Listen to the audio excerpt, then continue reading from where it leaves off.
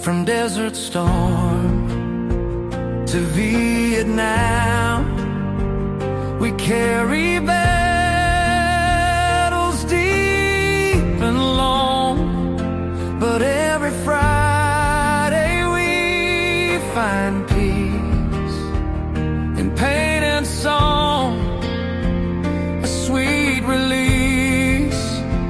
We don't need saving, just a hand, a space where every vet can stand. We are veterans for the vets, holding space with no regrets. From paddling lakes to poetry, we find our path to being free. You see the tears behind our pride, but here we're hurt and we don't hide. Together strong, we won't forget. We're veterans for the vets.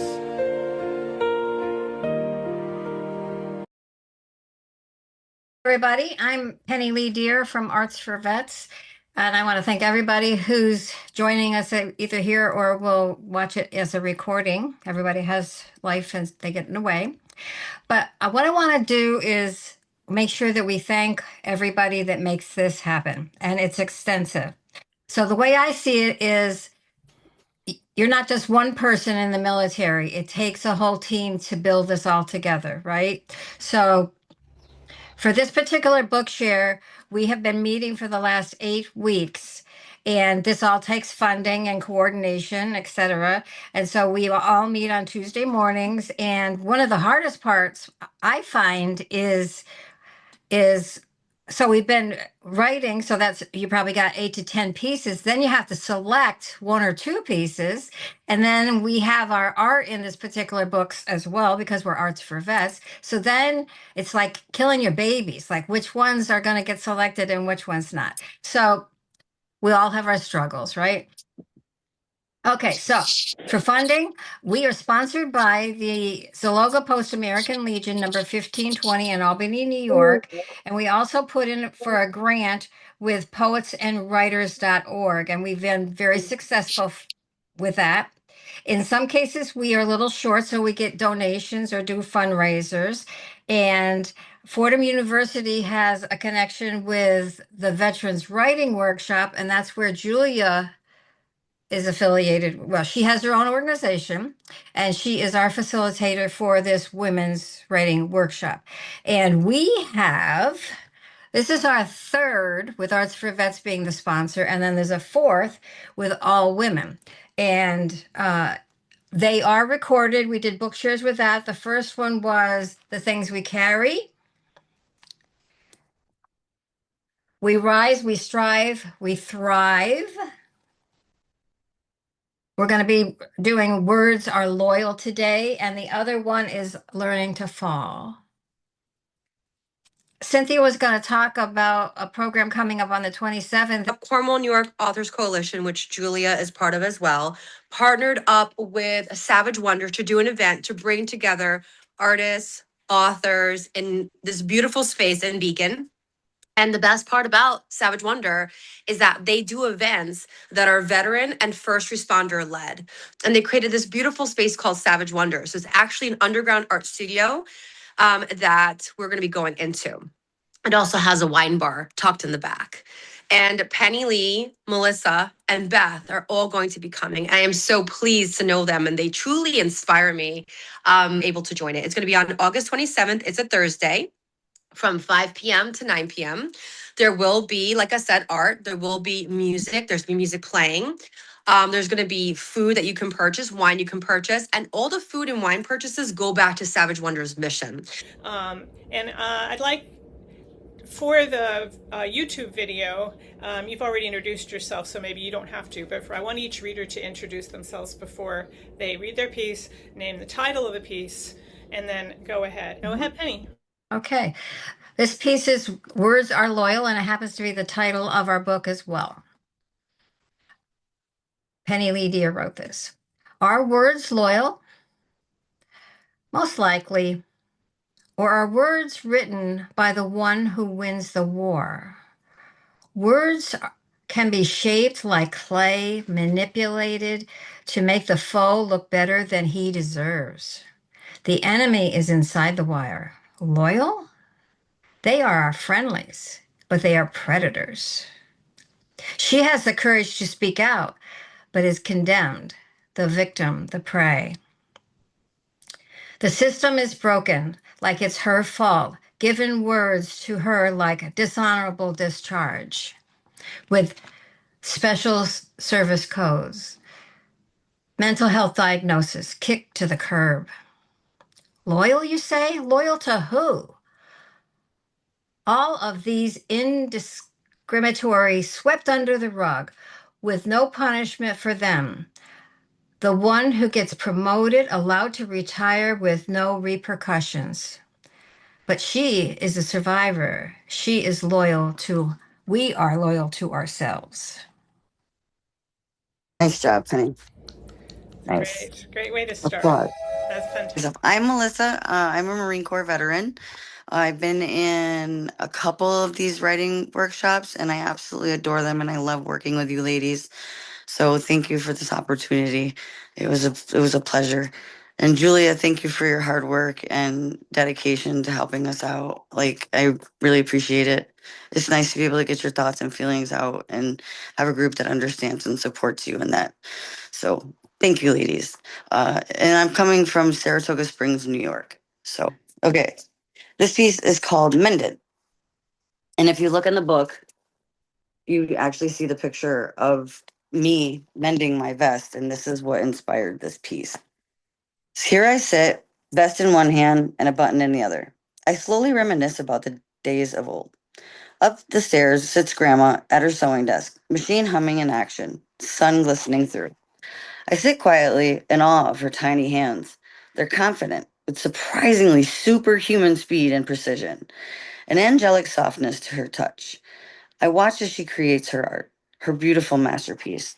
I ask her ever so softly to help me mend a button on a shirt, the one I found thrifting. After all, I could not be seen in a missing button. This was high school, where kids can be ever so mean and cruel, or kids can be mean and ever so cruel. She lovingly accepted my plea and fixed it perfectly for me. Now I sit here with my mountains of buttons and thread, wishing I could once again be by her side, just one last time. I wish I could share my day with her. I wish I could hug and kiss her one last time. I wish I could tell her how much her wisdom and her advice meant to me. The very wisdom and advice I'm utilizing still today. Thread your needle, find your holes, rinse, repeat. Stitch and mend the button back to where it belongs, back to its home. I want to go back to when it all seemed to make sense, where Sunday was a day family gathered and went to mass, returning to pancakes on the griddle, blueberry to be exact, warm the syrup, warm it like her soul. That's how the good times used to roll. Gone are those days like dust in the wind. Holding tightly are my memories and my now mended vest. So lovely. Thank Both you. pieces. I love Thank them you. great. Both. I'm really happy that you shared them. I'm Deb Santiago, also known by Deborah St. James. Translation. Air Force and loving this art for vets and the writing, and I never thought I could do it because it was creative and I'm transitioning from business writing to creative writing, and it's a very interesting difference. I'm enjoying the creative writing a lot, and I'm enjoying the women too. Okay, I drink my coffee black now, but all I have to do is think about the taste of sweet, milky coffee to take me back to my grandmother's house on the top of a mountain in Puerto Rico. I feel the bumpy, winding roads to get there. They are palm tree lined, and we pass many fields of pineapple. We see women washing their clothes in the rivers. My father tells us about the huge shrimp and crabs that grow there. Although we visit often, the car sizzles with excitement We travel a mere half hour from suburbia to find a completely different world. We pass many shacks as we get closer. Men with machetes going to work, children with cows going to an unknown destination. Along the road, there are pickup trucks full of all kinds of fruits for sale and stands with frituras, fried doughy covered meats, in case you are hungry. As we are driving, houses get closer and closer together. Finally, we get to town, which is small but provides for all your needs. At the center is the church and plaza, not just for rest and worship, which is where this is where the fiestas patronales, celebration of the saint of the cities and towns, are held. We look forward to the processions, music, foods, dancing, and rides. Around the plaza and along Main Street are stores and markets. There's a meat market, drugstore, dress store, hardware store, etc. Of special note is the candy store. It has every kind of candy imaginable and is located next to the movie theater. We are allowed to go in alone and charge to my father. I am excited to be going with my brother to watch the cartoons and other goofy movies that we enjoy so much. As we get to the top of the mountain, the shacks are smaller and closer yet, still mostly wooden and shabbier than before. Finally, we get to my grandmother's toward the very top of the mountain. As usual, she is outside waving at us expectantly and excitedly. She is wearing a dress made from an old sheet. Her house is made of cement. In earlier years, we had to use an outhouse. Then my father had a cement bathroom connected to the house built. Unfortunately, they both had separate doors. At night, we used to use chamber pots. We also had to use mosquito nets on the beds because the windows weren't screened. Oh, what a mess trying to tuck them back in from inside if you had to get out of the bed during the night. The mornings were beauteous. We woke up to the sound of roosters and thoughts about possible events during the day. My grandmother would make us breakfast, including that first sweet, milky coffee or her very special hot chocolate, eggs, and grits. She talked fast and excitedly. She was so animated. She was in heaven when we visited and demonstrative with her loving gestures. Me especially she loves to tease. I was a daddy's girl and she delighted in that.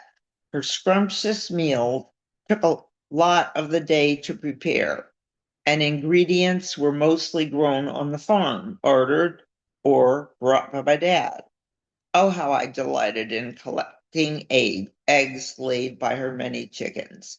I wasn't at all happy when one of the chickens became an ingredient. She had orange, lemon, lime, and grapefruit trees, breadfruit, bananas, plantains, guavas, mangoes, pigeon peas, papayas, avocados, coconuts, tamarinds, and oh, so many herbs. She was a town healer, and many came for her remedies. Others came to barter or gossip. At the time, my Spanish was fluent, and I hung on every word. It was so much better than a soap opera. Her home was the hub of family visits. The family was full of colorful characters. My favorite was Tio Camilo, who was also my godfather. He and my father would tease each other and make us all laugh. He was tall, handsome, caring, and always getting into trouble. Once he once he broke a refrigerator trying to defrost it using an ice pick. Another time, he climbed to the top of a roof and couldn't get down. He liked to tell stories about when he lived in New York City and worked as an elevator operator. He so enjoyed dressing up. He would wear sophisticated tailored uniforms, sharp hat, and white gloves. And whenever we met, he gave me a 50-cent piece. Someone would always bring a newspaper, and everyone brought food. It was like a giant potluck. In addition to her soap operas, my abuela would soak up the news, local, national, and worldwide. She was sharp as a tack, even in her teasing. She would gently scold my father and acted as though she didn't understand English. Over time, it became apparent that she was quite fluent. For instance, one time she was in the hospital. She kept pointing to her wrist. We didn't know what she was wanted. Finally, exasperated, she said, "Time, what time?" She was always in motion, cooking, cleaning, tending the herb garden, feeding the chickens, doing her laundry in a tub of collected rainwater and a scrubbing board, etc. Her guests were treated like royalty. There was a hammock overlooking the town tied to a tree, and many rocking chairs on the porch. It was sad when it was time to leave this wonderland that she had created. But each visit had to end, and we would retrace our steps and return to our own reality, the real world of our parents' creation. Already looking forward to what gossip would transpire, what produce would be plentiful, who would visit, what she would be cooking the following week, anticipating the next visit to my sweet, warm, dark skinned grandmother. Thank you, thank you. Lovely, lovely. I'm Gwen Charvet, and I served in 1982 to 1986 active duty, and then also in the reserves for another 8 years. I was a second-class engineman in the Navy, and engineer, line handler, tugboats, a lot of security. So I've got my pieces memorized. I'll hold the book up, but it's more fluid for me if I just roll with it. So these pieces were inspired at the Upstream Songwriters Symposium in Estes Park, Colorado. Clay Rose from the Gasoline Lollipops and Daniel Rodriguez were my mentors for that. The first piece is entitled Home. Home. You got to go backwards before you can move forward, but I don't want to. Damn, not that again. Why must I mull on this shit time and time again? I want to fly free, free as the bird in me, but who is she? She's that Virginia Slims gal. You've come a long way, baby. She's that skateboarder, nonconformist rocker chick, Neil Young loving, heart of gold wanting badass angel that needs her wings, who's lived through hell and is alive to tell. So go ahead and take your best shot, because she's standing here giving you a best. Well fought. And thank you all. I think everybody's pieces are great, and I fully intend on doing readings with each one of your pieces, and putting it on my Facebook. I have like 53,000 followers, so I try to show the beauty I see in the world instead of participating in the bullshit.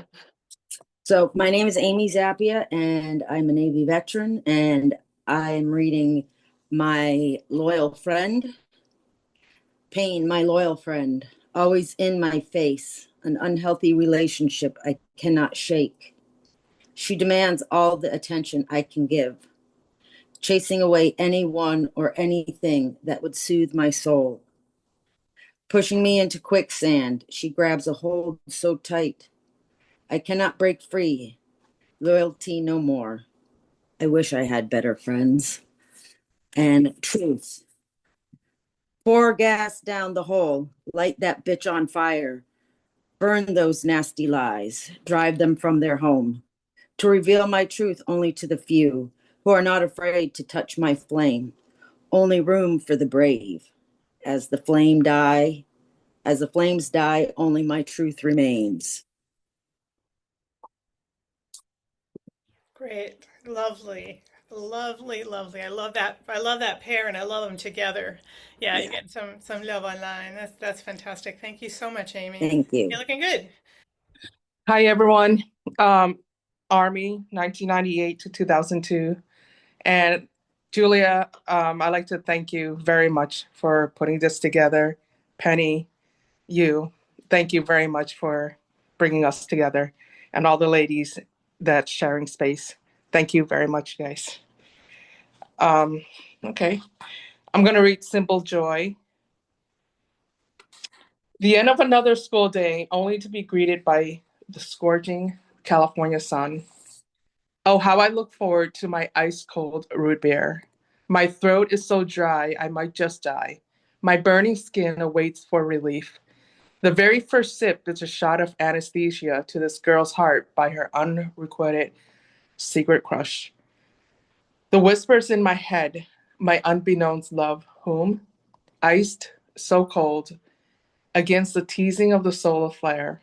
Another sip and the Amazon gifted raindrops to the Sahara Desert. It's looking up, the only witness to the shooting star across the sky. The simplest joy, the perfect ballad folded and put away in a safe place. I love that so much. When you brought it in and read it, it's just a lovely, lovely piece. All right. I'm Jill. I'm a United States Air Force veteran, Persian Gulf. Not sure what else I can share about that. Not a lot to me lately these days. Very excited to be part of this women's writing group. When I received the book, thank God for Penny's relentless efforts to get to me and reach me and get me out and get me writing and get me receiving. And she's kind of my little owl that goes around with my Athena. You know what that means, Penny. Okay, I wrote the Who I Really Am. I opened my morning eyes so early, it's still shadow dark. My heart is racing and weepy, randomly cut off from the chaotic and chronic terror of most of my nightmares. The reenactment over and over.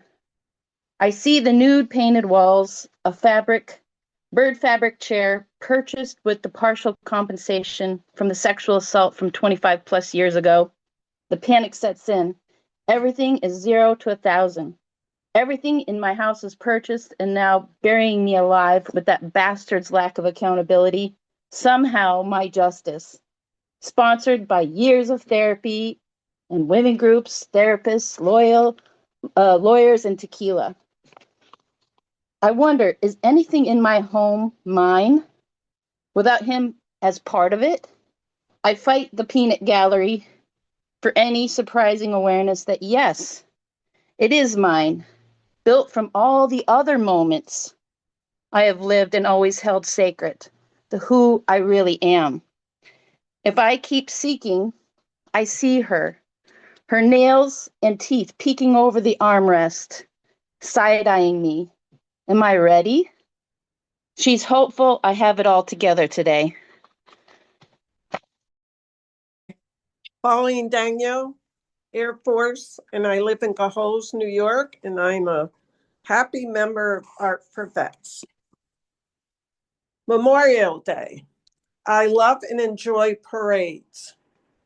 This is why I'm writing about this year's Memorial Day parade.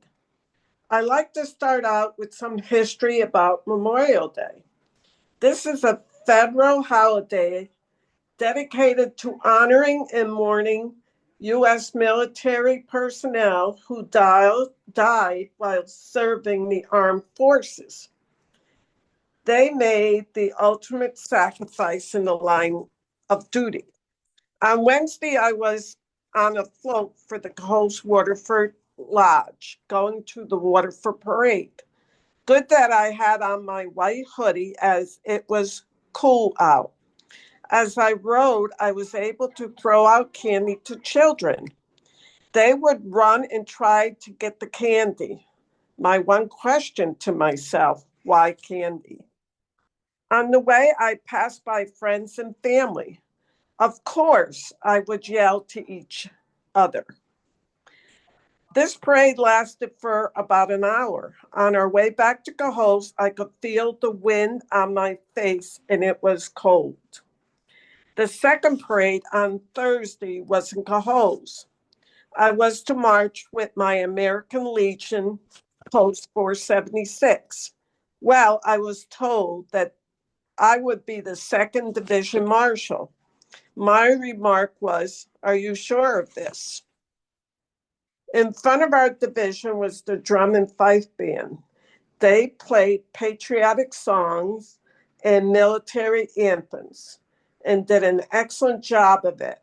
I was listening to the music, and next was my Air Force anthem. I started to sing, "Off we go to the wild blue yonder, climbing high into the sky." Good thing I was not near anyone. Behind me was the fire chief in his vehicle. In this parade was proud to honor Arthur F. Murray as Grand Marshal, who turned 100 in February. He is a veteran of World War II and served as a radio operator on the B-24 bomber. This parade started at Veterans Park on Columbia Street and marched down to Ransom Street, ending at Canal Square. This is a parade I will not forget. I will end with a few lines from Lee Greenwood. And I'm proud to be American, where at least I know I'm free. And I won't forget the men who died.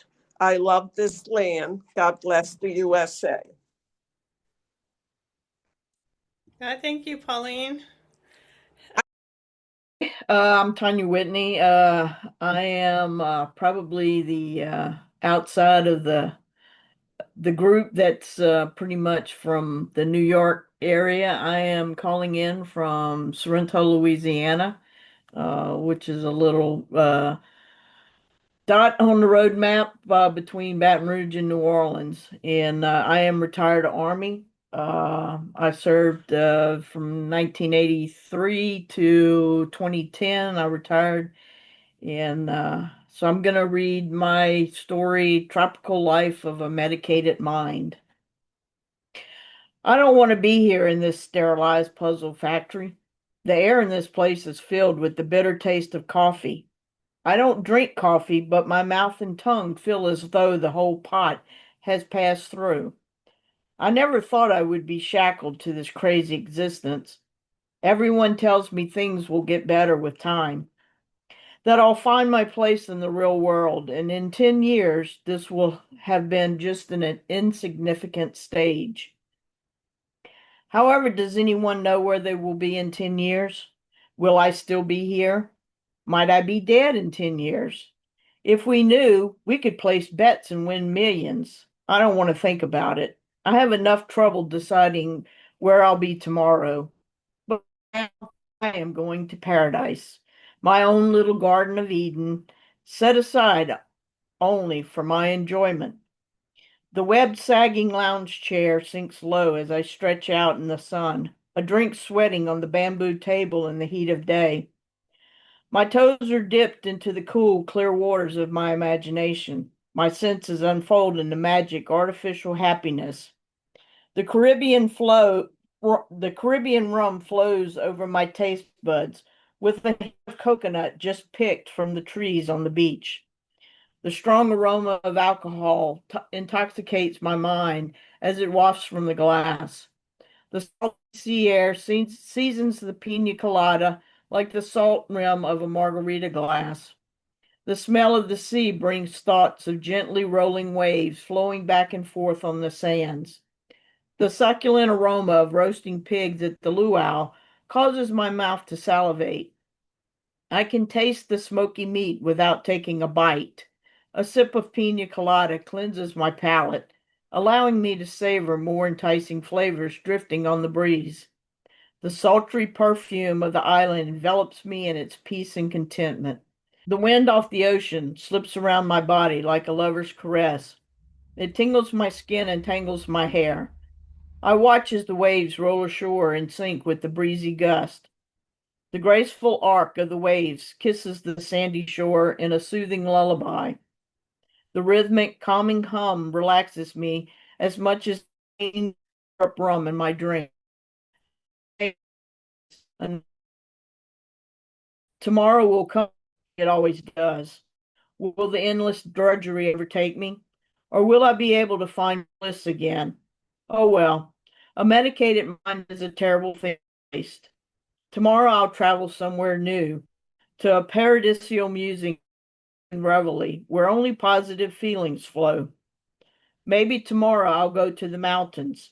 There I'll taste the sweet, tangy blackberries picked fresh off the bush, the in a savory helping of stew cooked over a campfire, wash down with a cup of citrusy tea, pine needles. Or maybe I'll go back to my favorite spot on the beach, a place where the good memories live and the bad ones remain subdued by the meds. Sure, thank you. I'm Beth Aculin. I Air Force retired. Let's see, what else was I supposed to? Arts4Vets, and I've been with Penny longer than Arts4Vets has been alive. So, and Penny is that angel on your shoulder that tells you you can do this. So I just had to put that in there. The spirituality, the spiritual in ordinary things. When you talk about spiritual objects, most people think of a Bible, a Star of David, a cross, a Buddha, a pentagram. I guess I'm not most people. The first thing I do after I get out of bed is turn on the coffee for my husband. That's my first spiritual act. I don't drink coffee. Sometimes the smell makes me sick. When you love someone, you take care of them, and he needs coffee first thing in the morning. Then I disappear from anywhere from 15 to 150 minutes to take care of myself. I draw a card from one of my many decks. It does not matter whether it's an oracle card, an affirmation card, or maybe even a tarot card. I look up the meaning and then call my sister. Though miles and miles apart, we decide who that card belongs to, me, her, or both of us. It's a way to spiritually connect with her every single day. Next, it's time to do the things that take care of my body. Medications, inhalers, the device to prevent my migraines. These are all done with reverence, soft music playing, taking time to ensure I receive all the medication of each puff of the inhaler. And as I use the migraine device, I put out to the universe that this will prevent all the migraines for the day.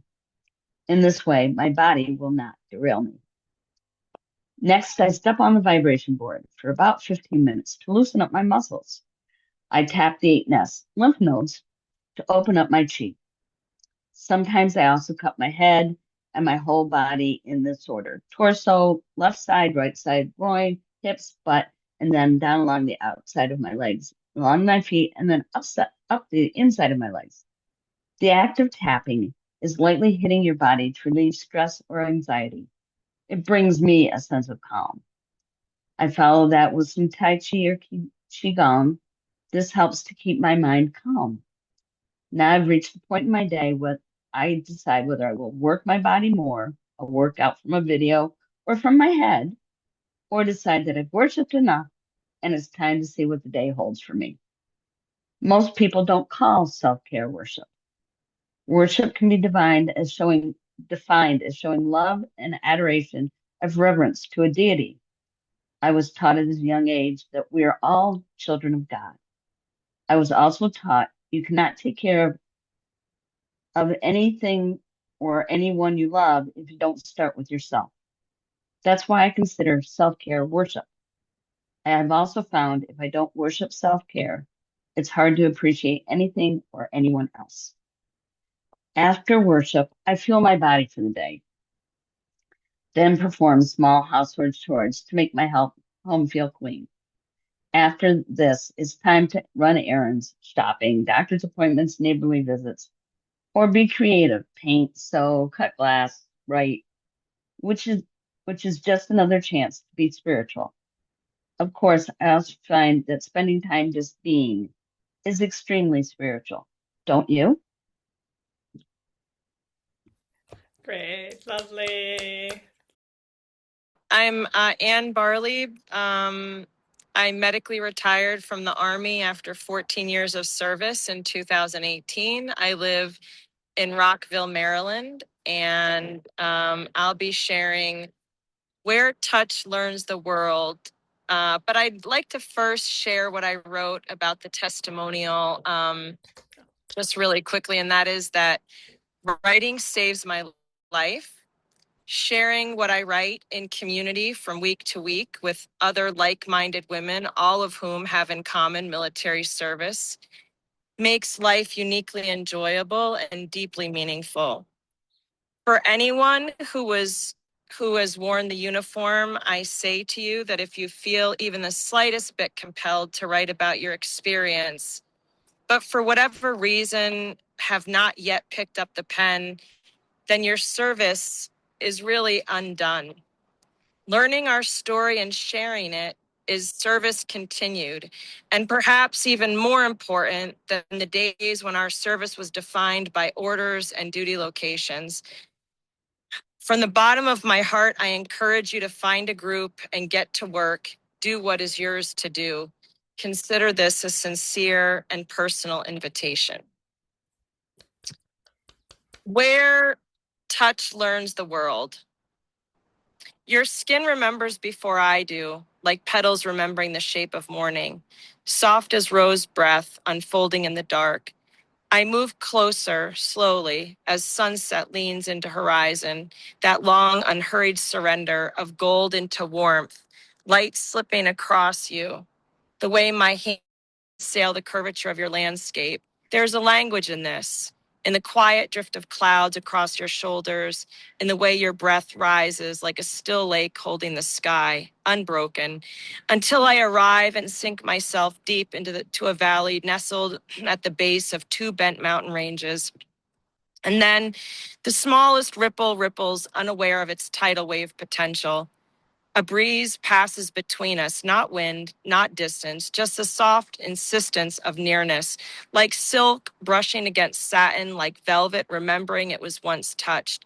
I trace you the way rain learns land, patient, natural, gathering, each drop a question, answered only by the way you open. There is a place where you become a babbling brook under my thundering weight, fingertips feathering unhurried breathlessness and hushed, howling, intertwined, waves crashing, slipping through the spaces I didn't know were waiting for water.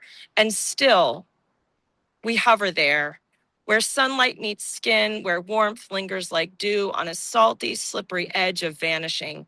Nothing rushed, nothing claimed, just this.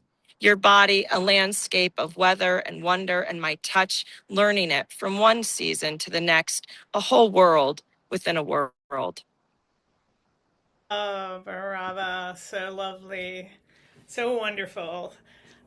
I want to thank Anne for the beautiful invitation she wrote, and I'm glad that you read it. Thanks for reading that aloud.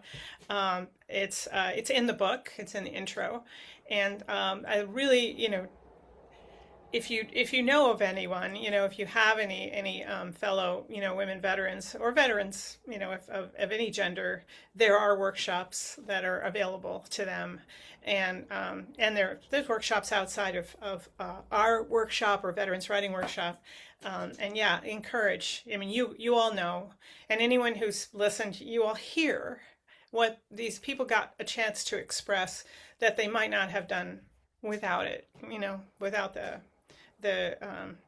venue, the group, it's really very powerful when you have people who can listen to what you're writing, and you have, it's been absolutely amazing.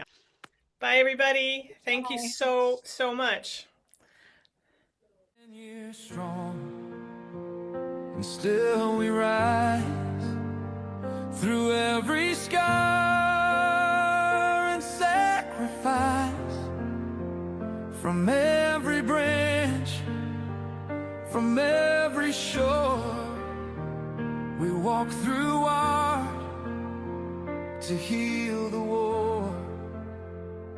From Desert Storm to Vietnam, we carry back